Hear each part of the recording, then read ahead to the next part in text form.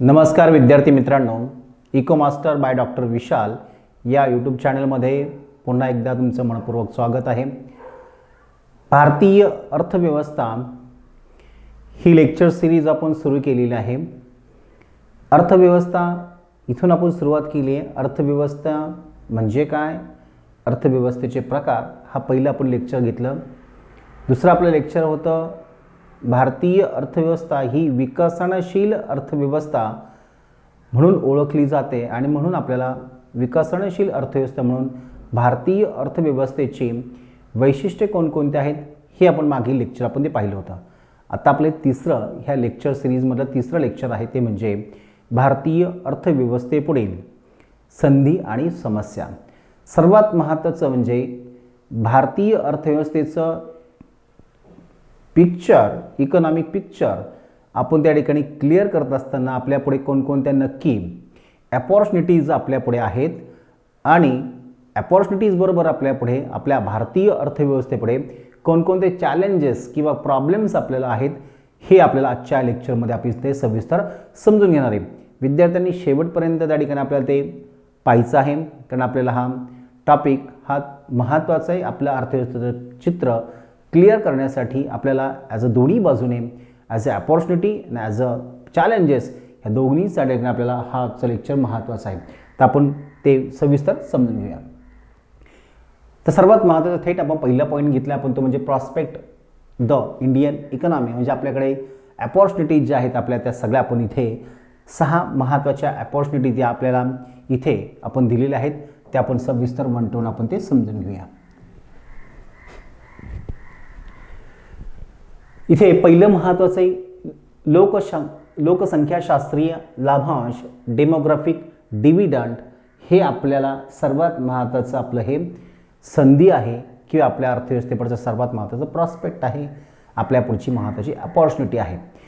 भारतीय अर्थव्यवस्था ही त्या ठिकाणी झपाट्याने विकसित होणारी अर्थव्यवस्था त्या ठिकाणी का म्हणून ओळखली जाते, कारण आपल्याकडे सर्वात महत्त्वाचं एक सर्वात लोकसंख्येचा डिव्हिडंड म्हणून त्या ठिकाणी आपल्याकडे तरुणांची लोकसंख्या हे महत्त्वाचा लक्षण आपल्या भारतीय अर्थव्यवस्थेमध्ये आपल्याला पाहायला मिळते। इथे आपल्याकडे तरुणांची लोकसंख्या आपल्याकडे जास्त आहे। तरुणांची लोकसंख्या म्हणजेच काय, तर सर्वात महत्त्वाचं 15 ते 29 वयोगटातील 15 ते 29 वयोगटातील लोकसंख्या आपल्याकडे जवळपास ही 37 कोटी एवढी आहे। किती आहे? 37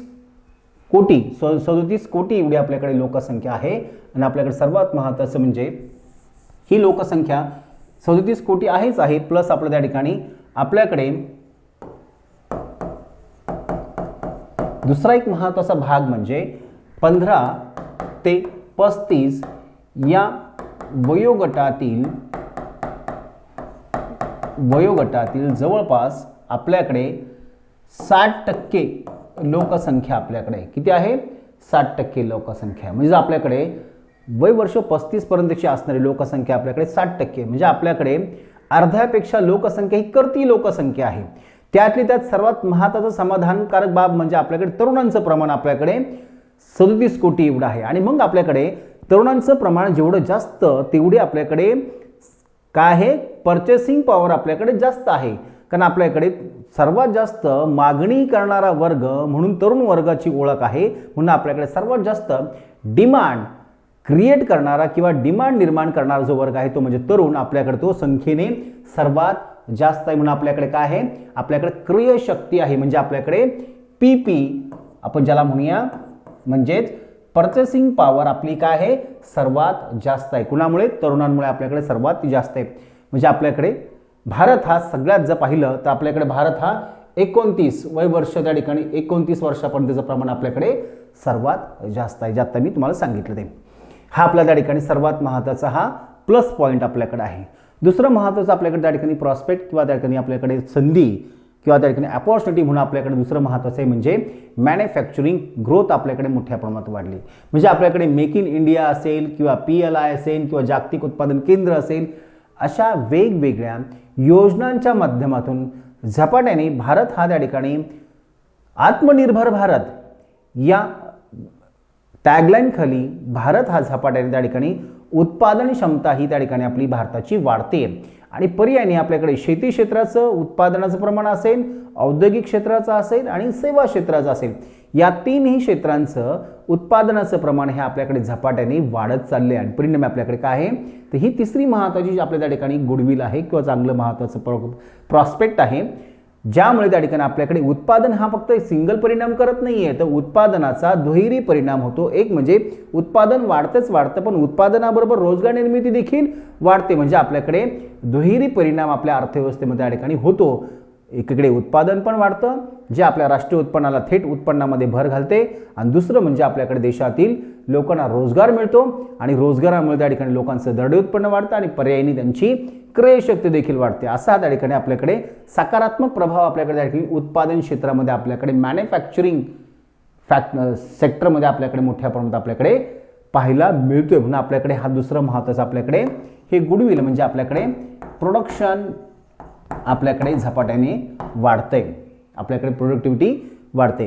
तिसरं महत्त्वाचं आपल्याकडे स्टार्टअप परिसंस्था म्हणजेच आपल्याकडे ती वाढलेली आहे, म्हणजे आपल्याकडे स्टार्टअप, स्टँडअप किंवा मेक इन इंडिया आपल्याकडे रोजगार निर्माण करण्यासाठीच्या आपल्याकडे महत्त्वाची आपल्याकडे सिस्टीम आपल्याकडे इकोसिस्टीम आपण ती तयार केलेली आहे. म्हणजे आपल्याकडे तरुणांना रोजगार निर्माण करण्यासाठी आपण त्या ठिकाणी स्टार्टअप ही बेसिक स्वरूपाचं प्राथमिक प्लॅटफॉर्म आपण तयार केले. स्टँडअप म्हणजे जे उद्योगधंदे बंद आहेत त्यांना देखील आपण स्टँडअपच्या माध्यमातून मुद्रा लोन असेल याच्यामधनं देखील आपण मोठ्या प्रमाणात त्या ठिकाणी आपल्याला तरुणांना किंवा स्वयंरोजगारासाठी आपण त्या ठिकाणी लोन प्रोव्हाइड केलं जातं आणि मेक इन इंडिया अशा प्रकारे आपल्या त्या सगळ्या त्या ठिकाणी रोजगार निर्माण करण्यासाठीच्या किंवा उत्पादनाला चालना देण्यासाठीची किंवा उद्योगाला चालना देण्यासाठीचे महत्त्वाचे आपल्याकडे इकोसिस्टीम आपल्याकडे ती तयारच केलेली आहे. त्यामुळे आपल्याकडे 2-3 गोष्टी बाबींना आपल्याकडे त्या ठिकाणी काय होते चालना मिळते. एक म्हणजे रोजगार निर्मिती आणि पर्यायाने आपल्याकडे उत्पादन आणि आपल्याकडे औद्योगिक क्षेत्रात देखील त्यामुळे आपल्याला विकास होताना आपल्याला दिसतोय. चौथं महत्त्वाचं आपल्याकडे त्या ठिकाणी प्रॉस्पेक्ट आहे ते म्हणजे डिजिटल अर्थव्यवस्था. आपल्याकडे डिजिटल इकॉनॉमी देखील आपल्याकडे मोठ्या प्रमाणात वाढली. आता डिजिटल इकॉनॉमी म्हणजे आपण जास्तीत जास्त तंत्रज्ञानाचा वापर करून आपण त्या ठिकाणी आपले व्यवहार आपण पूर्ण करतोय. म्हणजे आपल्याकडे ह्या सगळे आपले व्यवहार कालपर्यंत आपण पैशाच्या साहाय्याने म्हणजे पैशाची देवाणघेवाण करून आपण करत होतो, मात्र अलीकडे आपण त्या ठिकाणी आपले सगळे व्यवहार त्या ठिकाणी आपण काय करतो आहे कॅशलेस इकॉनॉमीच्या माध्यमातून किंवा कॅशलेस पद्धतीने आपण करतोय आहे. आणि मग आपण इथे काय करतो आहे तर ऑनलाईन प्लॅटफॉर्म्स आपण मोठ्या प्रमाणात आपण वापर करतोय आणि म्हणून आपण त्या ठिकाणी डिजिटल इकॉनॉमीकडे आपली मोठी त्या ठिकाणी मजल किंवा वाटचाल चालू झालेली आहे. त्यामुळे सर्वात महत्त्वाचं म्हणजे जागतिक पातळीवर आपला देश हा सर्वात जास्त UPAच्या माध्यमातून त्या ठिकाणी वापर करणारा ऑनलाईन पेमेंट करणारा हा देश ठरलेला आहे. आणि मग आपल्याकडे ऑनलाईन पेमेंटमध्ये त्या ठिकाणी मग गुगल पे असेल, फोनपे असेल, भीम असेल किंवा इतर ऑनलाईन प्लॅटफॉर्म असतील या वेगवेगळ्यांचा वापर करून आपण त्या ठिकाणी आपले सगळे व्यवहार हे काय करतो आहे की आपण डिजिटल पद्धतीने आपण त्या ठिकाणी पूर्ण करतोय आपण. म्हणून आपल्या काय अर्थव्यवस्था ही डिजिटल इकॉनॉमी झालेली आहे. ही डिजिटल इकॉनॉमी आपल्याकडे त्या ठिकाणी मग ती औद्योगिक क्षेत्रामध्ये असेल, सेवा क्षेत्रामध्ये असेल आणि आपल्याकडे अलीकडे ॲग्रिकल्चर सेक्टरमध्ये देखील आपल्याकडे आपण तंत्रज्ञानाचा वापर करून आपण ते उत्पादन घेण्याचा आपण प्रयत्न करतो आहे. सेवा व ITचं निर्यात म्हणजे आपल्याकडे सर्व्हिस आणि IT सेक्टरचा आपण काय होते मोठ्या प्रमाणात एक्सपोर्टचं प्रमाण आपलं वाढलेलं आहे. म्हणजे कालपर्यंत आपलं त्या ठिकाणी आपल्या आंतरराष्ट्रीय व्यापाराची रचना जर पाहिली, रचना म्हणजेच आपण कोणकोणत्या वस्तूचं उत्पादन आपल्या कोणकोणत्या वस्तूचं निर्यात आपण करतो ती रचना जो आपल्याकडे होती ती पारंपरिक रचना. त्यामध्ये काही ठराविक मसाल्याचे पदार्थ असतील, तंबाखू असेल, कापूस असेल किंवा काही ठराविक त्या ठिकाणी आपल्याकडे शेतमालाचं आपण त्या ठिकाणी निर्यात करत होतो. मात्र आपण अलीकडच्या कालावधीमध्ये आपण त्या ठिकाणी IT सेक्टरमधले त्या ठिकाणी आपण मोठ्या प्रमाणात सॉफ्टवेअर देखील आपण त्या ठिकाणी काय करतो आहोत निर्यात करतोय. आपण त्या ठिकाणी मोठ्या प्रमाणात सर्व्हिस प्रोव्हाइड करतोय. इतर वेगवेगळ्या देशांमध्ये त्या ठिकाणी आपल्याकडे मोठ्या प्रमाणात सर्व्हिस प्रोव्हायडर म्हणून भारताकडे पाहिलं जातंय.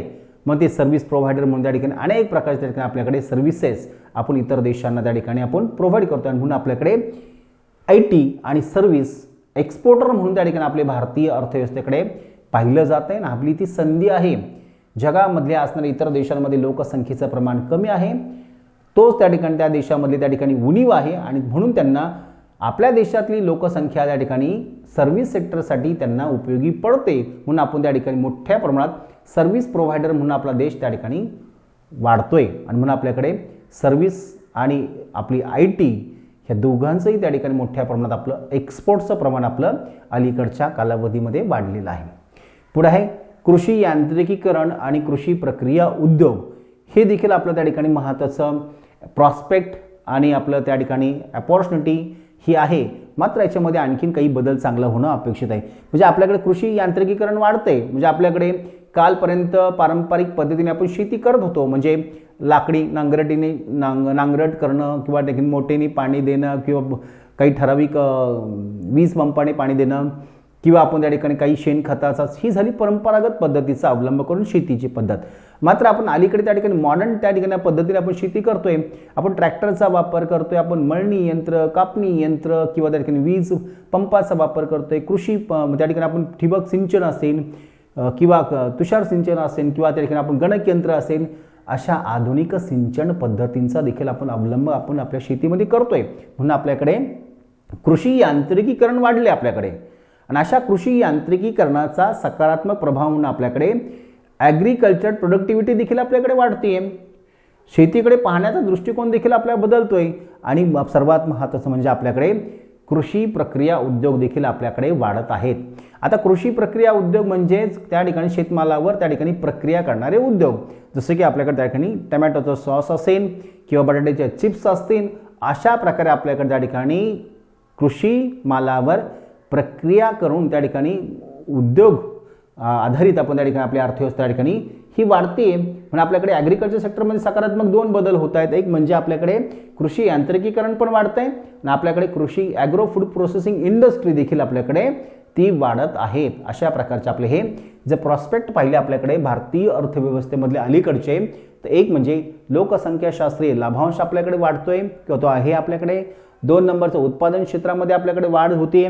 तिसरं महत्त्वाचं आपल्याकडे स्टार्टअप परिसंस्था किंवा स्टँडअप किंवा मेक इन इंडिया सारखे आपलं इकोसिस्टम आपल्याकडे चांगली तयार झालेली. आपल्याकडे डिजिटल इकॉनॉमी आपल्याकडे वाढलेली आहे. सेवा आणि निर्यात सर्व्हिस सेक्टरचे आपल्या त्या ठिकाणी प्रमाण आपलं वाढलेलं आहे. कृषी यांत्रिकीकरण आणि कृषी प्रक्रिया उद्योगांमध्ये वाढ होते. हे आपले सगळे प्लस पॉईंट आपले आहेत किंवा आपल्या अपॉर्च्युनिटीज आहेत किंवा आपल्या त्या ठिकाणी सर्व आपण त्या ठिकाणी संधी म्हणूया, हे आपल्या भारतीय अर्थव्यवस्थेसाठी आहेत. मात्र आपल्याकडे समस्या कोणत्या आहेत ते देखील विचारात घेऊया आपण त्या ठिकाणी. Problems of the Indian economy. तर आपल्याकडे इथे तेच सेम आपण 6 प्रॉब्लेम्स आपण त्या ठिकाणी हायलाईट केलेले आहेत.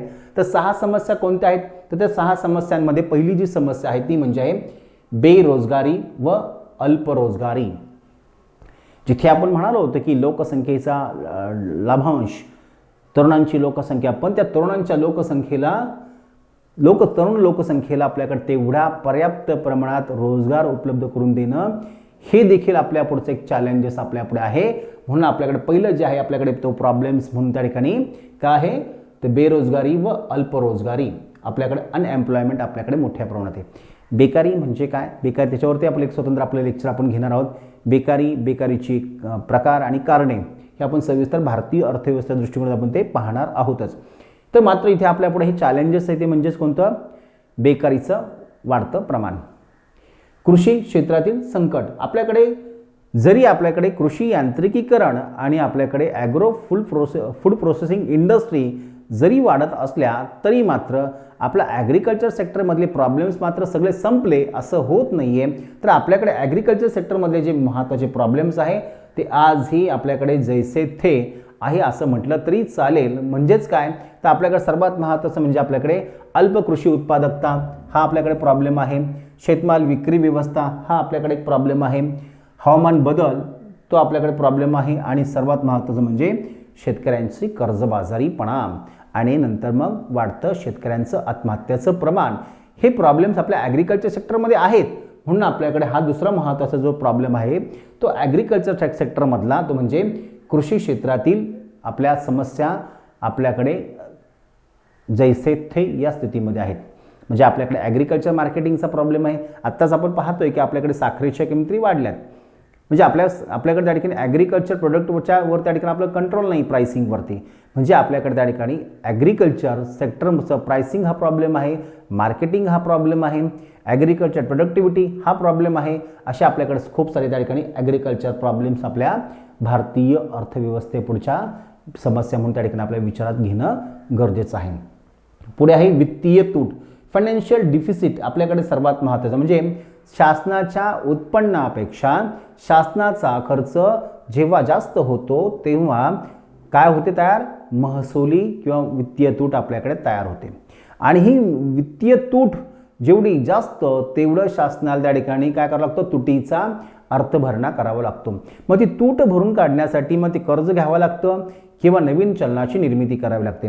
आणि हे दोन्ही मार्ग अर्थव्यवस्थेच्या दृष्टीने घातक असतात. म्हणून आपल्याकडे अर्थव्यवस्था त्या ठिकाणी समतोल पातळीमध्ये का नाही आहे, तर आपल्याकडे वित्तीय तूट आपल्याकडे मोठ्या प्रमाणात आहे. महसुली खर्च आणि उत्पन्न यातील असमतोल म्हणजेच आपल्याकडे वित्तीय तूट आपल्याकडे निर्माण झालेली. आपल्याला उत्पन्न आपलं हे वाढवण्यासाठी आपण त्या ठिकाणी वेगवेगळे ऑप्शन्स शासनाचे जे आहेत ते मात्र स्ट्रॉंगली त्या ठिकाणी वाढत नाही आहे. टॅक्स रेव्हेन्यू जे आहे तो मात्र आपल्या त्या ठिकाणी कमी प्रमाणात आपल्याला वाढतोय. उत्पन्न विषमता, इन्कम इनइक्वॅलिटी ही देखील आपल्याकडे एक महत्त्वाची समस्या आहे. आपल्याकडे जे मी आपण मागच्या लेक्चरमध्ये पाहिलं होतं, गरिबी कमी होते मात्र विषमता आपल्याकडे जैसे थे आपल्याला पाहायला मिळते. म्हणजे पॉवर्टीचं प्रमाण कमी होते तर 53% ते 16% आलेलं आहे. आणि मग एवढं त्या ठिकाणी बेकारी दारिद्र्याचं प्रमाण जरी कमी होत असलं तरी मात्र देखील आपल्याकडे गरीब आणि श्रीमंत ही दरी मात्र आपल्याकडे आज ही तशीच आपल्याला दिसून येते. म्हणजेच आपल्याकडे इन्कम इनइक्वॅलिटी आपल्याकडे मोठ्या प्रमाणात आपल्याकडे आहे. म्हणून आपल्याकडे श्रीमंत आणि गरिबी यांच्यातील अंतर पाहायला मिळते आपल्याला. पुढे आहे पायाभूत सुविधांची कमतरता. आपल्याकडे इन्फ्रास्ट्रक्चर गॅप पण आपल्याकडे, जसं मी म्हणालो की गॅप आहे म्हणजे आपल्याकडे पायाभूत सुविधा वाढत आहेत पण ते पायाभूत सुविधा सर्वच सेक्टरमध्ये सर्वांच्याच विकासासाठीच्या असणाऱ्या पायाभूत सुविधा वाढत आहेत का, तर नाही आहे. तर आपल्याकडे ॲग्रिकल्चर सेक्टरच्या डेव्हलपमेंटसाठीच्या पायाभूत सुविधा वेगळ्या आहेत, इंडस्ट्रियल सेक्टरच्या डेव्हलपमेंटसाठीच्या पायाभूत सुविधा वेगळ्या आहेत आणि समाजाच्या विकासासाठीच्या असणाऱ्या पायाभूत सुविधा ह्या वेगळ्या आहेत. आणि मग आपल्याकडे सामाजिक विकासाच्या पायाभूत सुविधा जर आपण विचारात घेतल्या तर त्याच्यामध्ये मोठा गॅप आहे. आरोग्य, शिक्षण ही सर्वात महत्त्वाची समाजाची गरज आहे आणि त्या पायाभूत सुविधा आहेत, त्यामध्ये मात्र आपल्याकडे त्या ठिकाणी ह्या आपल्याकडे उपलब्ध होत नाही आहे. म्हणजे आपल्याकडे सर्वात महत्त्वाचं म्हणजे सामाजिक पायाभूत सुविधा म्हणाव्या तेवढ्या मोठ्या प्रमाणात त्या ठिकाणी आपल्याकडे विकसित झालेल्या नाही आहे. सेम आपल्याकडे ॲग्रिकल्चर सेक्टरमध्ये देखील आपल्याकडे तेवढ्या पायाभूत सुविधा तेवढ्या 100% विकसित झालेल्या नाही आहेत. म्हणून आपल्याकडे पायाभूत सुविधांची आपल्याकडे कमतरता आपल्याला जाणवते. म्हणून आपल्याकडे सेक्टर वाईज डेव्हलपमेंटचा किंवा त्या ठिकाणी लोकसंख्येच्या गुणवत्तेचा प्रश्न आपल्याकडे आजही निर्माण होताना दिसतोय. आणि शेवटचा आपल्याकडे आहे तो म्हणजे कौशल्याचा अभाव, स्किल. आपल्याकडे त्या ठिकाणी स्किलफुल लेबर आपण ज्याला म्हणतो, म्हणजे आपल्याकडे सर्वात महत्त्वाचं म्हणजे कौशल्य जोपर्यंत विकसित होत नाही तोपर्यंत गुणवत्तापूर्ण मनुष्यबळ आपल्याला उपलब्ध होणार नाही आहे. म्हणजे आपल्याकडे क्वालिटी फुल त्या ठिकाणी आपल्याकडे त्या ठिकाणी ह्युमन कॅपिटल जर आपल्याला पाहिजे असेल तर आपल्याकडे त्या ठिकाणी सर्वात महत्त्वाचं म्हणजे त्या मानवी गुणवत्तेचा दर्जा उंचावण्यासाठी आरोग्य, शिक्षण, प्रशिक्षण याची जोड आपल्याला त्या ठिकाणी द्यावी लागणार आहे. आणि जोपर्यंत आपल्याकडे त्या ठिकाणी शिक्षण, प्रशिक्षण आणि त्या ठिकाणी आरोग्य आणि शिक्षण याच्यामध्ये सुधारणा होत नाही तोपर्यंत आपल्याकडे कुशल मनुष्यबळाचा अभाव आपल्याकडे तो तसाच टिकून राहणार आहे. म्हणून आपल्याकडे आज हे आपण पाहिलं तर आपल्याकडे इंडस्ट्रियल सेक्टरमध्ये स्किलफुल लेबरची आवश्यकता असते. म्हणजे त्याला आपण काय म्हणूया, कुशल मनुष्यबळ लागत असतं. म्हणजे जिथे ITI झालेल्या त्या ठिकाणी एम्प्लॉयची आवश्यकता असते, मात्र तिथे ITI न केलेले कामगारांवर त्या ठिकाणी औद्योगिक क्षेत्र आपलं त्या ठिकाणी काम चालू आहे. म्हणजे आपल्याकडे अनस्किल्ड लेबरवर आपला इंडस्ट्रियल सेक्टर त्या ठिकाणी चालू आहे, ज्याला औद्योगिक क्षेत्राचं ज्ञान पण नाही आणि प्रशिक्षण पण नाही आहे. अशा अनस्किल्ड लेबरचं प्रमाण आपल्याकडे जेवढं जास्त तेवढा आपला कौशल्याचा अभाव, आणि कौशल्याचा अभाव जेवढा जास्त तेवढे आपली औद्योगिक उत्पादकता कमी राहणार आहे. सेम आपल्या ॲग्रिकल्चर सेक्टरमध्ये पण ते लागू होतं. ॲग्रिकल्चर सेक्टरमध्ये देखील ज्याला शेती माहिती आहे, ज्याला शेतीचं ज्ञान आहे, प्रशिक्षण आहे, त्याच्या हातामध्ये जर शेती दिली तर शेती अधिक चांगल्या पद्धतीने करणं शक्य आहे किंवा शेतीमध्ये उत्पादन वाढवणं शक्य आहे. मात्र आपल्याकडे ॲग्रिकल्चर सेक्टरमध्ये, इंडस्ट्रियल सेक्टरमध्ये आणि पर्यायाने सर्व्हिस सेक्टरमध्ये आपल्याकडे त्या संबंधित उत्पादनाशी संबंधित असणारं ज्ञान आणि प्रशिक्षण हे दोघांचाही त्या ठिकाणी अभाव पाहायला मिळतो आणि म्हणून आपल्याकडे कुशल मनुष्यबळाचा अभाव, इथं आपल्याला म्हणायचं आहे कुशल मनुष्यबळाचा अभाव म्हणजेच कौशल्याचा अभाव दिसतो, म्हणून आपण त्या ठिकाणी आपली उत्पादकता ही कमी राहते. हे आपले प्रॉब्लेम्स आहेत. म्हणजे आपल्याकडे पहिला प्रॉब्लेम बेकारीचं प्रमाण आपल्याकडे जास्त आहे. दुसरं महत्त्वाचं कृषी क्षेत्रातल्या समस्या आपल्याकडे मोठ्या प्रमाणात आहे. वित्तीय तुटीची आपल्या भारतीय अर्थव्यवस्थेवर समस्या आहे. ह्या वित्तीय तुटीबरोबरच आपल्याकडे आणखीन एक समस्या आपल्याकडे म्हणजे व्यवहार तोलाचा असमतोल ही देखील आपल्याकडे समस्या आहे. आंतरराष्ट्रीय व्यापाराच्या संदर्भाने 4 उत्पन्नामध्ये विषमता आपल्याकडे मोठ्या प्रमाणात पाहायला मिळते. पायाभूत सुविधांची कमतरता आपल्याकडे आहे आणि कौशल्याचा किंवा कुशल मनुष्यबळाचा अभाव. कुशल मनुष्यबळाचा अभाव